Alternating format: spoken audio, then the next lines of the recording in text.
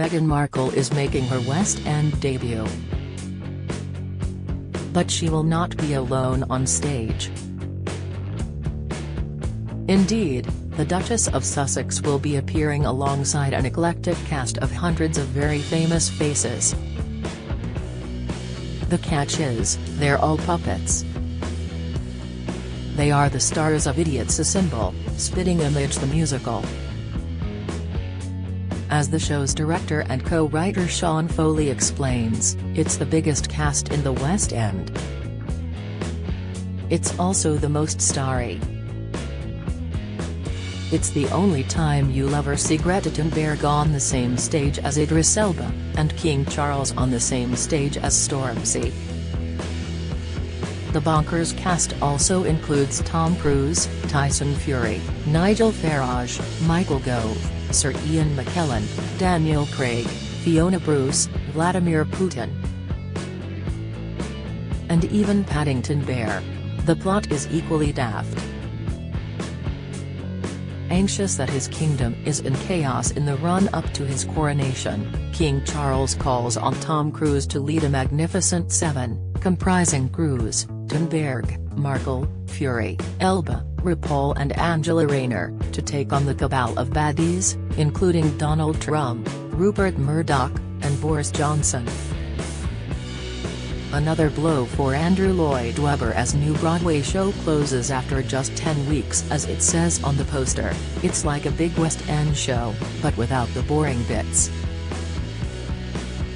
Transferring to London's West End at the Phoenix Theatre after a sellout run at the Birmingham Rep, it's the first ever staging of the enormously successful, BAFTA and Emmy Award-winning, satirical television puppet show.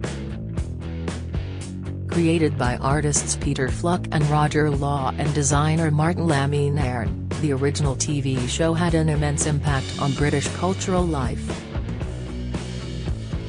It ran for 18 series between 1984 and 1996 and was watched every week by an eye-watering 15 million viewers, figures that any commissioning editor these days would sell their granny for.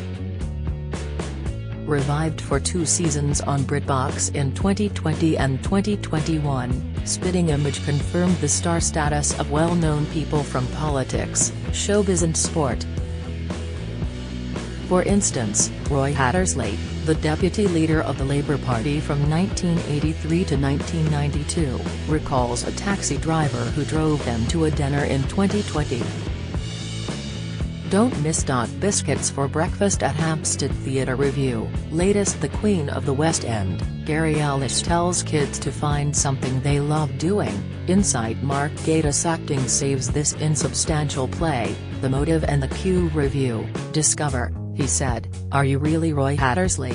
I said, "I really am." He said, "You were famous.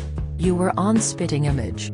The enduring potency of Spitting Image is underlined by the fact that, nearly 4 decades after it was first broadcast, many moments of comedy gold from the show remain indelibly branded in the collective memory. Who can forget the deathless sketch in which then Prime Minister Mrs. Thatcher orders a raw steak while dining in a restaurant with her cabinet? When the waitress asks her, "And what about the vegetables?"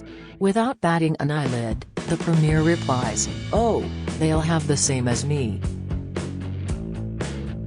Such was the influence and reach of the show that it got to the point where celebs were begging to be caricatured on it. An appearance was seen as a sure sign that you had made it. The journalist and former MP Matthew Paris admits, "I would have killed several people to be made a puppet of." Sean outlines why, nearly 40 years after it first crashed into the national consciousness like a gloriously out-of-control clown car, Spitting Image remains such a compelling and well-loved creative endeavor. It is the satirical comedy brand of the last 100 years in the UK, he says. If you look back at the stuff they produced in the 80s and 90s, it's incredibly punchy. It's amazingly wild and anarchic. It's not just political satire, but celebrity send-ups and potshots at our culture in general. The comedian Matt Ford, who co-wrote the show with Sean and his fellow comedian, pub landlord Al Murray, recollects the massive and instantaneous effect that the TV show had on viewers during the 80s and 90s. Imagine seeing that for the first time. It's just incredible to see powerful, influential, famous people mocked in that way.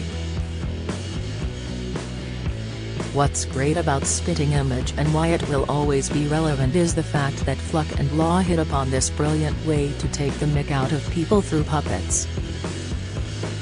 That gives you way more license and allows you to say things you'd never say in person. The downside for the targets of the original Spitting Image is that it often cemented in the public mind an unfair image of them. But the show deliberately set out to be confrontational, with the producer John Lloyd asserting, "The more complaints we get, the better." Spitting Image, for example, crystallized the idea of then Home Secretary Kenneth Baker as a gigantic slug, sliming his way across the ceiling, and of then Tory party chairman Norman Tebbit as a leather-clad bother boy. In perhaps the most notorious example, Spitting Image portrayed the then Liberal Party leader David Steele as a pipsqueak carried around in the top pocket of his superior, supercilious political partner, SDP leader David Owen. In her biography, Tales from the Tap End, Steele's wife Judy details how detrimental that caricature was. David was almost fatally wounded as a political figure by the representation of him week after week on the satirical TV program Spitting Image as the puppet in Owen's pocket, she wrote. The caricature was well short of the truth, but it was what people saw, and what they believed. I could hardly bear to watch it and often left the room. Matt assesses why that particular caricature of the two Davids really nailed it.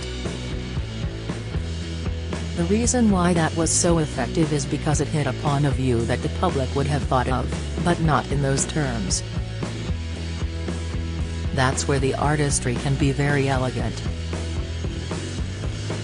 You're hitting upon a satirical grain of truth. People didn't go, "Oh, I don't recognize that description of him." They said, "That's so funny.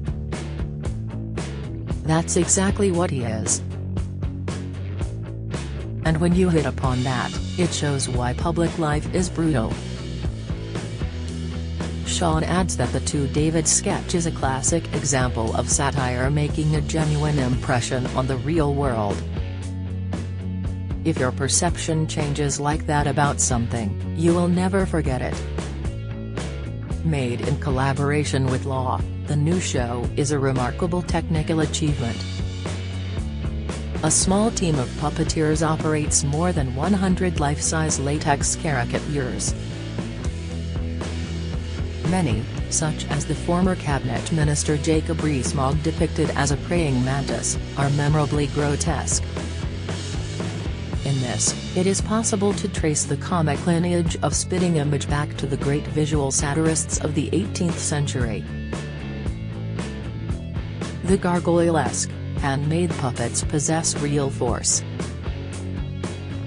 A double Olivier Award winner, Sean says, "The art of Spitting Image is so powerful.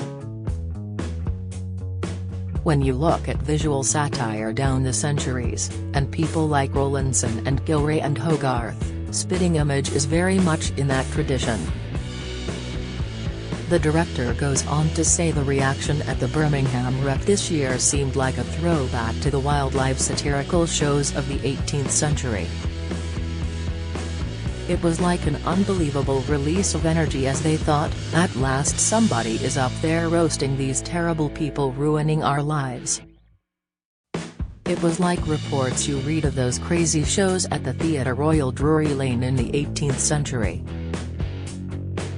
Ever since Geoffrey Chaucer rigged the self-importance of authority figures in the Canterbury Tales, satire has played a vital role in our society. It has always been an important function of democracy to puncture the pomposity of the powerful. According to Sean, it's our job to create a grotesque comic version of our reality, so that people can see it and, crucially, laugh at it. And Matt chimes in, satire is important as a valve. First and foremost, it's a sign of whether you live in a democracy or not. When you look around the world, it is actually very fragile. If you examine some of the instincts in this country about censorship and no platforming, being able to take the mic is something to treasure.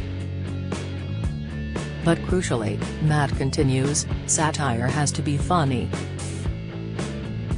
The danger is sometimes that when you hear the word satire, you think, oh God, is this just going to be some sort of impenetrable long lecture? It's almost like going to church for people who are interested in the news. You're thinking, I feel like this is doing me good, but I'm not really that entertained. Whereas something like Spitting Image really does entertain. Matt adds, with Spitting Image, you're punching the bruise of the incompetent and the corrupt.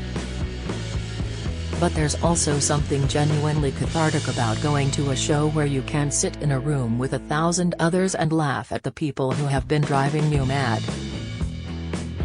Another great thing is that the comedy is bang up to the minute. The writers have the ability to insert topical gags about incidents that have happened that day.